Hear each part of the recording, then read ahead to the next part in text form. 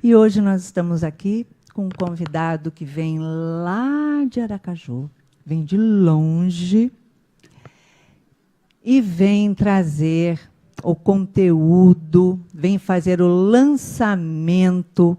Pega um livro aqui, deixa eu mostrar aqui a capa dele. Vem fazer o lançamento desse livro,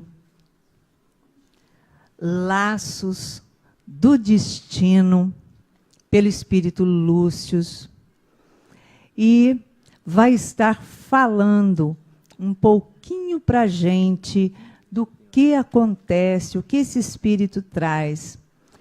Ele é psicoterapeuta e vai falar, vai contar do que narra e quais os conflitos, os transtornos emocionais que acontecem dentro desse livro e sobre a sua história, sobre as suas emoções e vivências mediúnicas. Estamos, então, com Tiago Avelino. Com grande satisfação que eu estou aqui no Rio de Janeiro, dentro de uma sincronicidade, dentro de uma coincidência espiritual muito grande, porque o livro Laços do Destino tem a história que passa aqui no Rio de Janeiro no século XIX e sem ter coincidência, porque as coincidências não existem, tudo já está perfeitamente escrito no plano espiritual e etérico. A primeira editora que acolheu essa obra é uma editora do Rio de Janeiro, do Lar de Frei Luís, e o primeiro local onde nacionalmente está sendo lançada a obra é o Rio de Janeiro. E a história que narra aqui no livro é no Rio de Janeiro. Então, estamos todos dentro de coincidências saudáveis e perfeitas.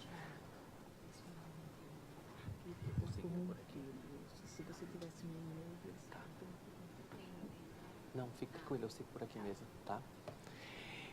E ouvindo todos os ensinamentos aqui do chamamento para a Sexta de Natal e tantas outras diretrizes, e diante da proposta da nossa conversa de hoje, que é os mestres que aparecem em nossa vida, que essa lição está presente no livro Laços do Destino, me remeteu a uma história de que, certa feita, tinha uma escola numa periferia de uma cidade e que a professora sempre ficava atenta a uma criança que ficava um pouco isolada e sempre ia com a mesma roupa, o mesmo vestido, toda maltrapilha. E a professora, ela pegou, certa feita, um vestido novo, um vestido verde, comprou e entregou para aquela criança. E disse que nas próximas aulas gostaria que ela viesse com aquela roupa, ou que fizesse uma utilização que ela entendesse melhor. Pois bem, ela vestiu o vestido verde, ainda no colégio, e ao chegar em casa, o seu pai, ele achou tão bonito a filha com aquele vestido verde, que ele ficou bastante emocionado. E ele disse assim: filha, como você tão bela com esse vestido novo verde, vai ficar aqui nessa casa tão humilde, do tamanho parecido com o que a nossa irmã falou. E aí ele disse assim: eu vou vender um dos nossos animais, uma das nossas ovelhas aqui, para que ela possa disponibilizar um dinheirozinho para poder a gente pintar aqui a nossa casa, para ficar compatível com esse vestido verde. E assim o pai fez. Com aquele pequeno dinheiro que ele conseguiu, ele pintou a casa dele. Ocorre que os vizinhos, diante daquela beleza que ficou a casa, com aquela pintura, disseram que, como vou ficar também com a minha casa caindo aí a pintura, também vou buscar algum recurso para pintar também a minha casa. E os vizinhos começaram a pintar as casas. Desde que passou um fiscal da prefeitura e verificou que aquela rua não tinha asfalto, mas as casas estavam todas coloridas. E aí disse assim: vou falar com o prefeito, essa rua precisa ser asfaltada. E assim fez. O prefeito fez a visita e mandou passar o asfalto naquela rua. Mas aí também a empresa da iluminação disse: mas essa rua só vai ficar bela e essas casas só vão ficar mais evidenciadas se houver maior iluminação. Então vamos colocar mais postes e trazer um progresso maior para esta rua. E tudo começou por um vestido verde. Então, diante dos mestres que aparecem na nossa vida, acredito que cada um de vocês pode refletir agora alguns mestres que oportunizaram alguma coisa para vocês. Nessa história que eu contei, foi um vestido verde que provocou a mudança da família, a mudança do bairro, a mudança da cidade e tantas outras estruturas. Mas na sua vida, quantos mestres já passaram por vocês? Muitas vezes nós buscamos os mestres que nós queremos, diante de todos os nossos anseios de perfeição para os nossos mestres. Mas certa feita, eu tive acesso a uma pessoa de 63 anos que teve acesso ao livro, e ela falou assim: eu estou em estado de reflexão e agora, aos 63 anos, chego à convicção de que a minha primeira mestra foi a minha mãe. Porque eu passei a minha vida inteira apontando o dedo, porque ela não me deu colo, porque ela não me deu amor, porque eu nunca fui a filha preferida, porque eu nunca tive a atenção daquela mulher que eu não reconhecia como mãe. Mas agora eu estou entendendo a grande mestra que passou na minha vida. E ali, se valendo de algumas lágrimas, ela acolheu todo aquele aprendizado que a vida tinha colocado para ela, desde o primeiro instante da vida dela aqui encarnada, e diante também do conhecimento de que ela, antes do encarne, escolheu toda aquela estrutura, todo aquele aprendizado. E os grandes mestres estão a todo instante na nossa vida. Os nossos parentes, os nossos amigos, os nossos colegas de trabalho, enfim. A cada instante, a espiritualidade coloca grandes mestres na nossa vida. Alguns causam um pouco de dor, mas essa senhora de 63 anos, ela mesma reconheceu, ela disse: hoje eu sei que se eu tivesse tido o colo, se eu tivesse tido toda a atenção que eu reclamava da minha mãe, eu não teria superado todas as limitações que a vida colocou, todos os obstáculos que a vida colocou na minha vida. Hoje eu sei que eu precisava daquela mãe rígida, daquela mãe não tão amorosa. E hoje eu sei que hoje eu posso dizer a ela que eu a amo do jeito que ela é. Então, essa lição ficou marcada para mim diante dessa senhora e diante dessa primeira mestra que ela falou na vida dela. No livro Laços do Destino, como eu falei para vocês, ele traça um histórico aqui no Rio de Janeiro, no século XIX, uma história, e o personagem principal, Caio, ele tem uma família rígida, e ele começa a ter algumas manifestações mediúnicas, que a família até então ela não sabia como lidar com aquelas manifestações mediúnicas. E em uma sociedade, à época do século XIX, alguns diziam que era um caso psiquiátrico, outros diziam que era um caso de possessão. Ninguém sabia ao certo o que estava acontecendo. E Caio tem em casa uma pessoa que servia a família, que esta pessoa vai ser uma das primeiras mestras nessa seara da mediunidade para ele, que vai oportunizar grandes aprendizados por meio de alguns escritos, por meio de alguns exemplos, por meio de algumas conduções, para que ele possa entender melhor a mediunidade que ali está sendo aflorada, para que ele encontre o propósito divino e o propósito de vida dele. E ali toda a história vai sendo traçada por meio de uma grande amorosidade, diante de todos os personagens. A mãe, o pai, também são convidados a passar por algumas transformações íntimas, algumas reformas íntimas necessárias. E aqui eu trouxe um trecho de alguns dos capítulos que fala assim: o Senhor possui diversas maneiras de se manifestar para nós, vigilância constante para não sermos pegos em contradição com a nossa fé. E aqui nesse capítulo, Lúcio, ele coloca para que a gente preste atenção as nossas ações se estão de acordo com as nossas palavras. Muitas vezes a gente fala de um efeito, mas age de outro. Então, que a gente preste atenção efetivamente o que nós estamos falando, o que nós estamos prometendo para nós mesmos e o que nós estamos fazendo efetivamente. Que não percamos essa grande oportunidade que é estar encarnado. As psicografias mais recentes têm sempre apontado que é um grande momento que o planeta está passando pelos os espíritos que hoje estão encarnados agora. Então, que não percamos essa oportunidade dessa transição que o nosso planeta está passando, por meio dos grandes espíritos que vêm passando grandes mensagens para todos nós, pedindo humildemente que despertemos a nossa fé, amadureçamos a nossa fé e que possibilitemos o menor julgamento para com o outro. Reconhecemos esses mestres, reconhecer os mestres que habitam na nossa vida é não julgar tanto, mas prestar atenção nesse mergulho infinito que a espiritualidade pede para que a gente faça para dentro de todos nós. Então, que esse mergulho possa servir não buscando uma perfeição infinita, mas buscando um fluxo perfeito de um equilíbrio.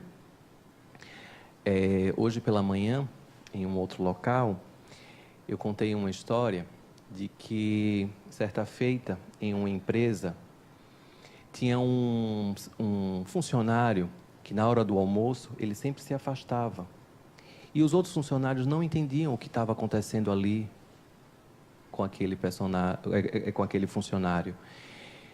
E aí, por conta disso, ele era recriminado por conta dos demais funcionários, porque constantemente, durante o almoço, ele se afastava e nunca interagia com os demais funcionários. Eis que chega a época do Natal, a empresa ganha um grande peixe, e aí o gerente tem a ideia de repartir o peixe e distribuir para todos os funcionários. E aí o gerente fala assim, para aquele funcionário que sempre fica isolado, vamos deixar o pior pedaço. Vamos deixar o pior pedaço. Ele não interage com todos os outros funcionários, então eu vou deixar o pior pedaço para ele. Então o presidente da empresa, no ato da entrega dos pedaços do peixe, o presidente oportuniza que cada um dê um pouco de uma palavra, fale um pouco. E é aquele funcionário excluído, pede a palavra e diz, hoje é o melhor dia da minha vida. Porque hoje eu tenho certeza que a minha família vai comer. Porque durante muito tempo eu me isolei porque somente farinha eu tinha para comer. Porque todo o meu salário está indo para o tratamento da minha esposa. E por conta disso eu não tinha o que comer. E toda a minha família, durante um longo tempo, está comendo somente farinha. E aí os funcionários emocionados, diante da grande situação que estava ali, diante do julgamento equivocado, todos os funcionários entregaram todos os pedaços do peixe para aquele funcionário que aparentemente estava em um equívoco de conduta, mas na realidade ninguém o perguntou do porquê dele estar agindo daquela forma.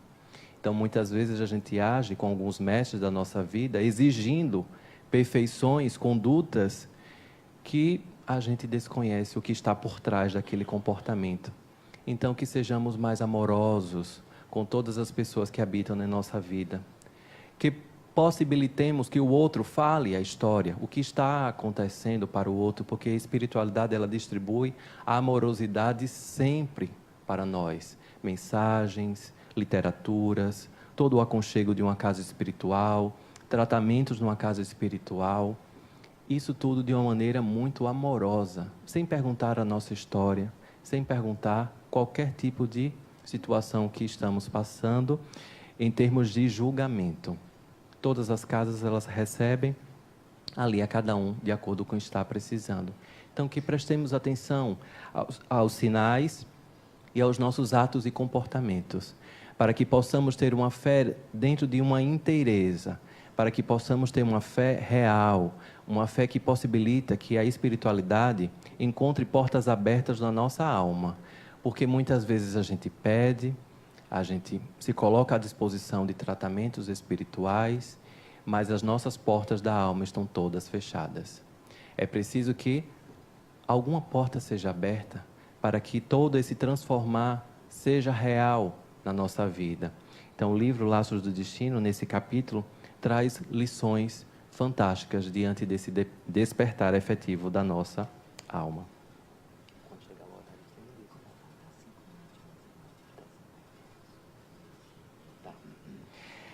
Tem um outro capítulo que fala assim: às vezes de onde menos esperamos, vem o auxílio que tanto estava em busca, preenchendo o enorme vazio no peito que antes não saberia explicar a razão. Então, de onde menos esperamos, muitas vezes vem aquela palavra amiga, vem aquele aconchego. Muitas vezes nós somos convidados a prestar atenção nos nossos colegas de trabalho, nos nossos familiares. As pessoas que são casadas, muitas vezes, passam anos sem se olhar, convivendo na mesma casa, dormindo no mesmo quarto, mas não se olham mais, não se percebem. Às vezes, colegas de trabalho não têm a sensibilidade de enxergar a dificuldade que, às vezes, o outro está fazendo. Não significa que você vai ter que resolver o problema do outro, mas seja sensível. Observe se o outro não quer, pelo menos, os seus ouvidos para uma conversa harmoniosa. Muitas vezes a gente consegue reverter um quadro em extremo de um quase suicídio por conta de um emprestar de um ouvido. Lá em Aracaju a gente tem alguns relatos de que esse emprestar os ouvidos para essa caridade possibilitou um momento de suicídio. Então, é prestar atenção naquele mestre que está ali ao nosso lado, diante daquele quadro de sombras da alma, para que a gente consiga não convencê-lo a nada, mas mostrarmos que ainda existem caminhos a serem trilhados e que a espiritualidade coloca, como aqui nesse trecho fala, que sempre há pessoas ao nosso lado para nos ajudar.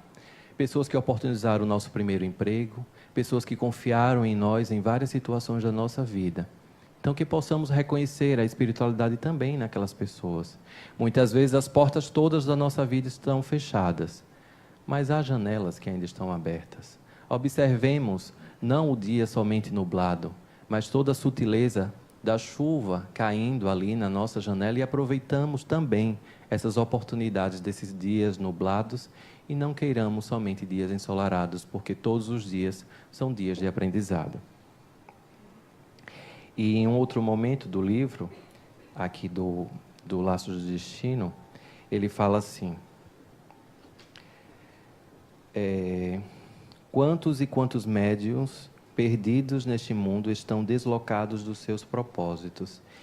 Então, essa reflexão diante dos propósitos divinos e de vidas é fundamental para que observemos que somos peças de um grande quebra-cabeça da nossa vida, sendo que esse quebra-cabeça da nossa vida é fundamental que observemos a nossa mediunidade, os nossos talentos, as nossas habilidades.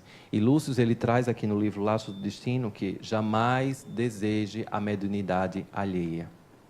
Isso daí é muito importante que prestemos essa atenção.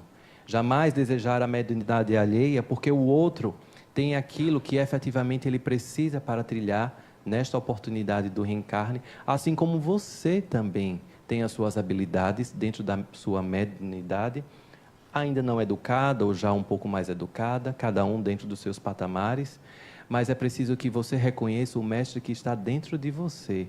Você como um grande mestre também.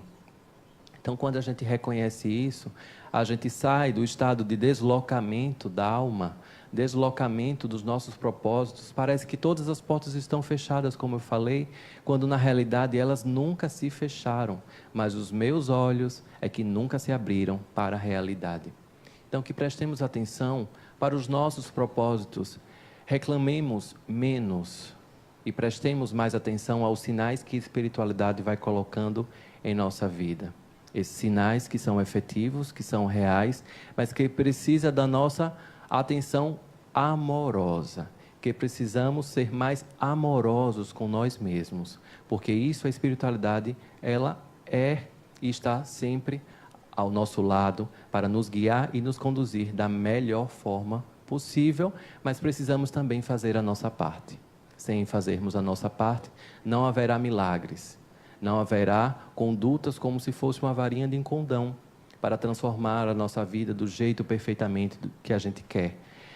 Eu estava falando com Iraci que uma das melhores formas de lançarmos o nosso pensamento é que o melhor se manifeste. Lançar as nossas vontades para que o melhor se manifeste em nossa vida, porque muitas vezes, como nós pedimos, nós somos egoístas e nós queremos que as coisas aconteçam do nosso jeito, no nosso tempo, e não observamos que as coisas acontecem perfeitamente do jeito que a gente precisa, como protagonistas da nossa vida. Então, que a gente possa sair das cadeiras da vitimização, que possamos sair do aconchego da cadeira, que ali todos vêm para nos acolher diante de um estado de vitimização, de um estado de melancolia eterno, para que não cumpramos a nossa missão, o nosso propósito efetivo aqui na nossa família, no nosso seio de trabalho, nosso seio espiritual, nas microsociedades que vão se aconchegando. Então, que prestemos atenção a todos esses sinais que a espiritualidade vai colocando em nossa vida. E Caio, que é o personagem principal aqui do livro, ele tem uma reflexão em um capítulo que ele fala assim: afinal, a minha mediunidade é punitiva ou é um fluxo natural da espiritualidade? Porque chega um momento que ele não entende o que está efetivamente acontecendo com ele. Por favor, alguém dê uma resposta. E ele acha que, então, aquela mediunidade é punitiva, então estou sendo punido pela espiritualidade ou estou seguindo o fluxo natural do meu propósito, né? Do propósito dele. Então, muitas vezes, algumas coisas vão acontecendo na nossa vida para nos despertar para o que efetivamente estamos precisando, mas não em caráter punitivo, mas em caráter natural de um fluxo perfeito. Porque quando a gente confia, a gente segue com amorosidade os nossos propósitos. Certa feita, lá em Aracaju, nós criamos um espaço de atendimento, e nesse espaço de atendimento, depois de 3 anos, ficou pequeno, e ao lado nós tínhamos uma propriedade que morávamos. E aí um dos mentores da casa lançou uma mensagem dizendo: eu estou precisando da sua casa, porque os trabalhos precisam serem ampliados. E ali, diante do apego natural, a gente precisa da minha casa, então como vai ser, né? E aí a gente lembrou que o apartamento, antes da gente morar na casa, estava alugado. Quando foi buscar na imobiliária, o contrato estava quase que encerrando, então a gente tinha que se pronunciar se queria renovar ou não o contrato. E ali, perfeitamente, a gente aceitou a proposta da espiritualidade para ampliação e constituiu o hospital espiritual que era necessário e tantas outras tarefas que estavam sendo guiadas pelos mentores de projetos sociais, enfim. E foi a melhor escolha que eu fiz na minha vida. Porque, graças a isso, nós já adquirimos o terreno ao lado de 2.000 metros quadrados e estamos construindo uma casa de sossego para acolher idosos e crianças com paralisia cerebral. Então, a espiritualidade utiliza de alguns sinais e nos coloca diante do nosso livre-arbítrio. Agora estou te dando uma oportunidade para que você escolha. Você sai da sua casa, coloca à disposição. O depois eu não vou te dizer, porque aí já seria negociar com a espiritualidade, né? Ainda bem que eu nem perguntei o que viria depois. Eu simplesmente consultei ali o meu coração e, num ato de coragem, seguir o fluxo da espiritualidade. Porque ou a gente está inteiro, ou a gente sempre está negociando com a espiritualidade. Se isso acontecer na minha vida, eu dou o próximo passo. Se isso não acontecer, eu continuo do jeito que está. Então, muitas vezes a gente fica esperando as negociações para que a gente acredite que a espiritualidade está manifestada na minha vida por meio de sinais efetivos diante do que eu quero, das minhas receitas egóicas. Então, que possamos desapegar dessas receitas egóicas e confiar que estaremos onde nós formos necessários. Eu estarei onde eu for necessário. O melhor se manifestará na minha vida quando for necessário eu estar em algum lugar com qualquer pessoa que seja na minha vida. Porque os mestres, eles precisam de uma fluidez natural. Caso contrário, eu estou enrijecendo, estou engessando que os mestres, eles trilhem em grandes aprendizados da minha vida. Então, o livro Laços do Destino...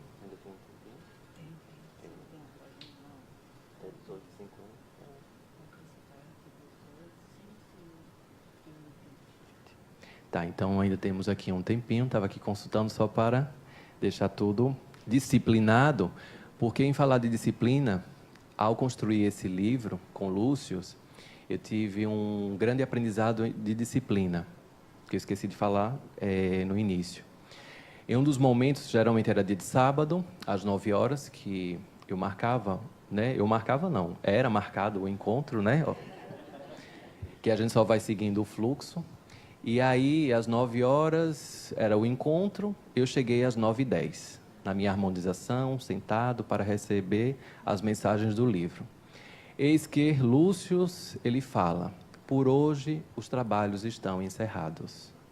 Eu tomei um susto, porque a gente sempre espera essa amorosidade, os 10 minutinhos a mais, né? É a soneca do celular, né? Que a gente coloca mais os 5 minutos e está tudo certo. Mas a espiritualidade tem muito a fazer. Ela não está à nossa disposição. E aí, quando ele falou que os trabalhos estavam encerrados, eu fiquei um pouco atônito, natural, mas ali eu tive uma aula, em poucas palavras, de disciplina, que a espiritualidade exige disciplina. E ele ainda falou que tantas outras vezes que eu chegasse atrasado, tantas outras vezes ele não iria escrever nada. E aí, o que vocês já acham que eu fiz? 10 minutos antes do horário eu já estava sentado. Lá, me harmonizando, procurando ali, e na expectativa, será que ele vem hoje, né? Por conta daquele outro dia. Mas essas lições são perfeitas na nossa vida, e esse livro ele trouxe essa grande lição de disciplina, de ter disciplina, que eu compartilho com todos vocês. Ainda dá tempo aqui de falar mais um trecho.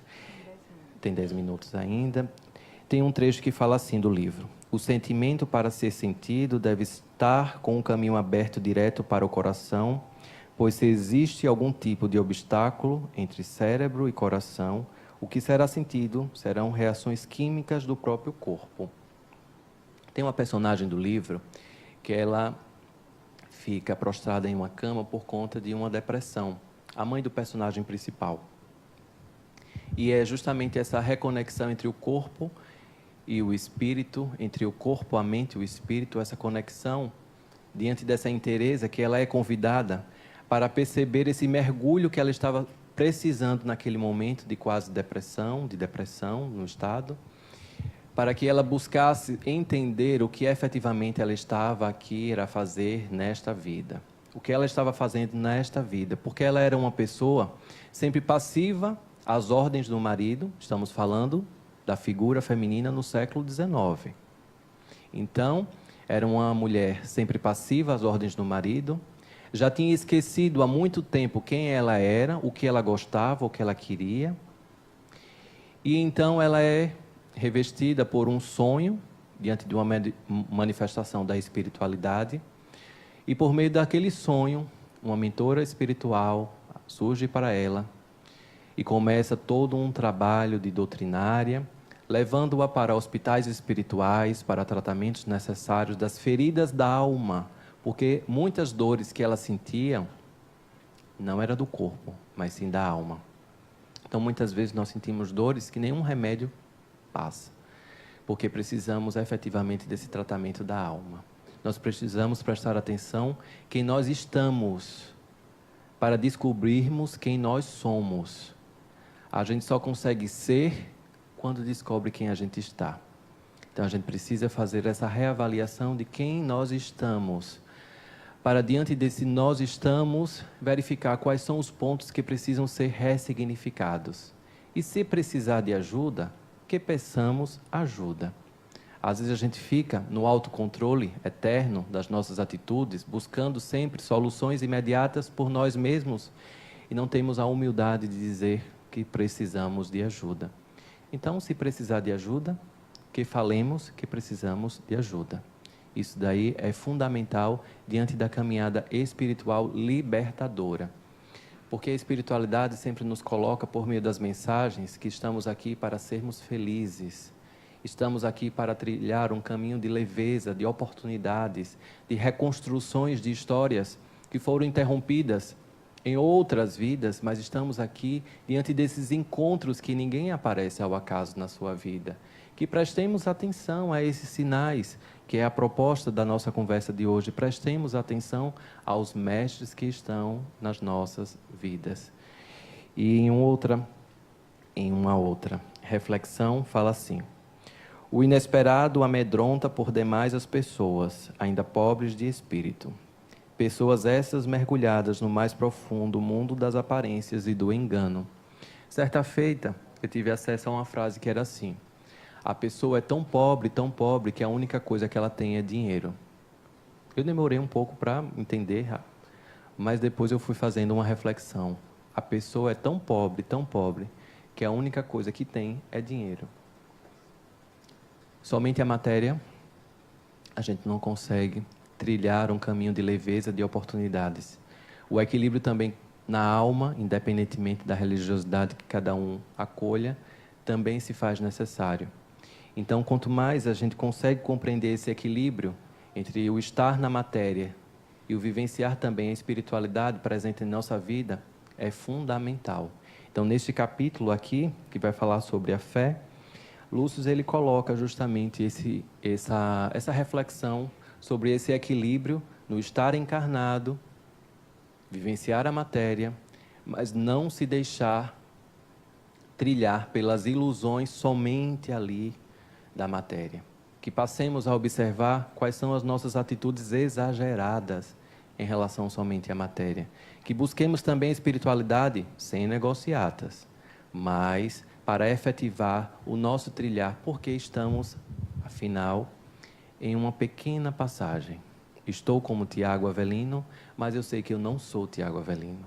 Eu estou como Tiago Avelino e daqui a um tempo as sementes foram plantadas, que eu pude fazer, e ali eu vou retornar para a minha verdadeira trajetória, que está aí no aguardo. Espero que seja positiva. A espiritualidade é justa e sábia, dando a cada um a medida certa da nossa necessidade. Então, é o que eu falei, que o melhor se manifeste na vida de cada um de vocês, que o melhor se manifeste na minha vida. Eu nem planejei, no Réveillon de 2017 para 2018, estar no Rio de Janeiro, que o livro de Lúcio fosse recepcionado por uma editora do Rio de Janeiro e que o primeiro local a ser lançado nacionalmente fosse o Rio de Janeiro. E aqui estou, seguindo o fluxo natural da espiritualidade. Porque a gente não precisa ser perfeito, mas sempre está buscando o equilíbrio. Tem um trecho de um discurso do Papa Francisco, que ele termina dizendo assim: desculpe, estou em construção. E aí no meu WhatsApp, para não ficar plagiando o Papa, né? Aí eu coloquei: estou em construção contínua. Mudei um pouco aí o que ele falou, né? Para não seguir logo o plágio do Papa, não quero esse peso aí. Mas aí eu refleti, e aqui aproveitando esse trecho do livro, sobre o quanto nós somos cobrados por uma perfeição que nós não precisamos. Ali estamos trilhando um caminho de transformações contínuas. Mas você não precisa ser essa perfeição agora. Estamos aqui imersos no planeta Terra diante de todas essas provas e expiações. Acalmemos o nosso coração. Então, desculpe, estou em construção, então desculpe. E vocês também estão em construção e juntos seguimos essa caminhada da espiritualidade com leveza e tranquilidade, sem exigências, sem apontamentos de julgamentos quaisquer. Que sigamos diante de uma naturalidade das relações, que é isso que o livro sempre vem falando, sobre a naturalidade das relações. Que possamos observar que o outro só dá aquilo que tem e que a gente aceita o outro perfeitamente do jeito que o outro está. E que estejamos ao lado para oportunizar o que o outro quiser e que eu possa também oportunizar para o outro, dentro da minha medida de necessidade e oportunidade, e o outro também. As relações ficam muito mais saudáveis, muito mais robustas, muito mais equilibradas. E um outro trecho fala assim, isso daqui, existem dores no corpo que não passam. Olhe para as dores do espírito, então já mencionei, acabei adiantando. E tem um outro trecho que fala assim, tenha certeza de que não estar encarnado por força de vontade alheia à sua. Tudo partiu de você e deve aceitar a atual situação para objetivar melhoras. Então, que a gente observe que tudo que está envolvido na nossa vida, de alguma forma, a gente solicitou antes do encarne. Primeiramente, a nossa família, aquele útero que nos abrigou, todos aqueles trajetos que foram efetivados até vocês estarem aqui no dia de hoje, no dia 1º de dezembro de 2018. Então, que esses sinais todos que passaram na vida de vocês foram extremamente necessários, porque vocês estão hoje aqui por conta de tudo aquilo que aconteceu no passado, até ontem. Por isso que vocês estão aqui. Muitas pessoas me procuraram em alguns lugares aqui do Rio de Janeiro, dizendo assim, olha, já tinha alguns anos que eu não vinha aqui para casa. E justamente hoje vem a palestra falando sobre os laços do destino, falando sobre as relações humanas, sobre as coincidências, não coincidências, e que tudo está interligado e que os mestres estão espalhados na nossa vida. Então, realmente, os mestres estão espalhados na nossa vida, porque vocês estão sendo grandes mestres para mim hoje, porque tenho certeza que as nossas almas marcaram esse encontro há milhares de anos e estamos cumprindo perfeitamente, diante do nosso livre-arbítrio, o que nós firmamos há um tempo atrás, em outras encarnações. Tenho certeza que todos nós já estivemos reunidos em vidas passadas, falando sobre assuntos similares como esse, trazendo reflexões sobre a espiritualidade e sobre o bem. Então, chegando ao nosso horário, quero agradecer o acolhimento aqui da casa, quero agradecer a proteção espiritual de Joana de Ângeles, quero agradecer a toda a guiança, todo o aparato espiritual, aos mestres aqui, que bafejaram a amorosidade para que as melhores palavras fossem disponibilizadas para todos vocês. Levarei o olhar de cada um de vocês lá para Aracaju, e na expectativa que possamos nos encontrar, espero que a gente tenha colocado lá no contrato antes, outros encontros também, né? E aí que a gente possa trilhar mais e mais encontros e que possamos trocar energia, possamos trocar bem-aventuranças, possamos trocar amorosidade pelo olhar, pelo abraço. E depois daqui, vou estar à disposição de vocês para dar um abraço, e dar um autógrafo. Lúcio, ele sempre faz questão de personalizar as dedicatórias, então ele vai estar lá também psicografando as dedicatórias para todos vocês. Então, aguardo daqui a pouco para a gente dar um abraço e reconhecer ainda mais esse olhar. Muito grato.